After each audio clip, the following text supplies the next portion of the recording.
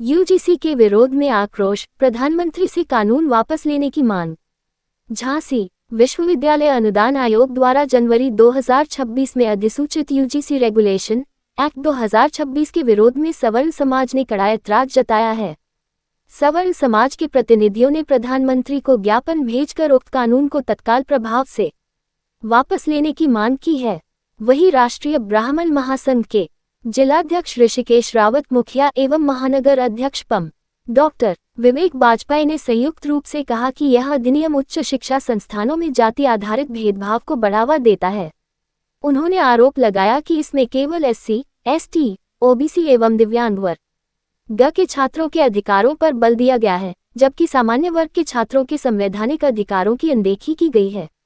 उन्होंने बताया कि कानून के अंतर्गत गठित की जाने वाली इक्विटी कमेटियों में सामान्य वर्ग का कोई प्रतिनिधित्व नहीं है तथा झूठी शिकायतों पर दंड का कोई प्रावधान नहीं किया गया है, जिससे शैक्षणिक परिसरों में भय और असंतोष का माहौल बन रहा है। नेतृत्वकर्ताओं ने कहा कि शिक्षा के मंदिर में सभी छात्र समान होते हैं और किसी भी एक वर्ग के पक्ष में असंतुलित कानून संविधान की मूल भावना के विपरीत है। उन्होंने चेतावनी दी कि यदि सरकार द्वारा ये कानून वापस नहीं लिया गया तो सवर्ण समाज आज मैं पंडित ऋषिकेश रावत, जिलाध्यक्ष राष्ट्रीय ब्राह्मण महासंघ, सवर्ण समाज के नेतृत्व में आज यहाँ जिलाधिकारी कार्यालय झांसी में आए हैं। जो यूजीसी द्वारा, यूजीसी यानी ग्रांट कमीशन आयोग द्वारा एक बिल पास किया गया है, जिस बिल में सवर्ण समाज को अलग रखा गया है।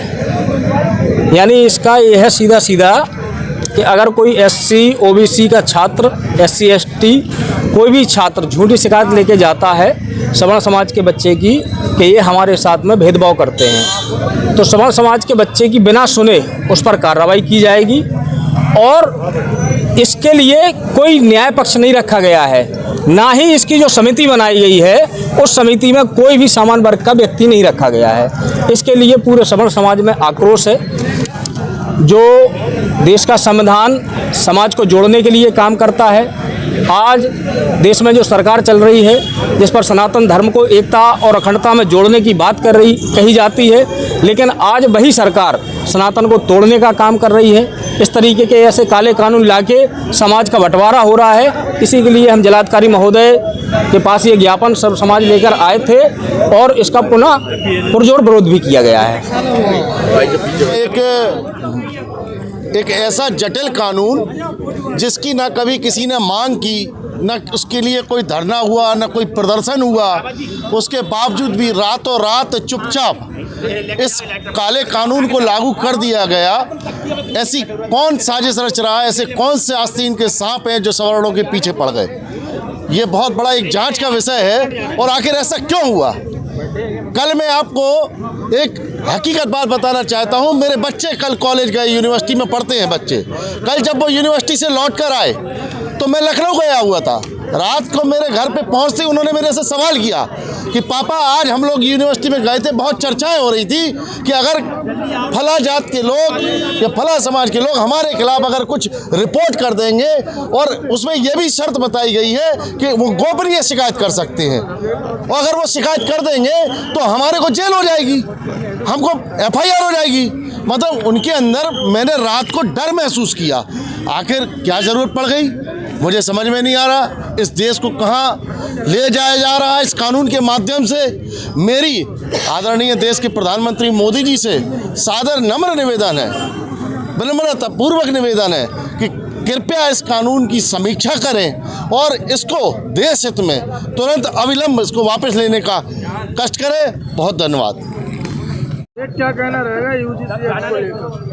मैं मंगल श्रीवास्तव, राष्ट्रीय उपाध्यक्ष अखिल भारतीय कायस्थ महासभा।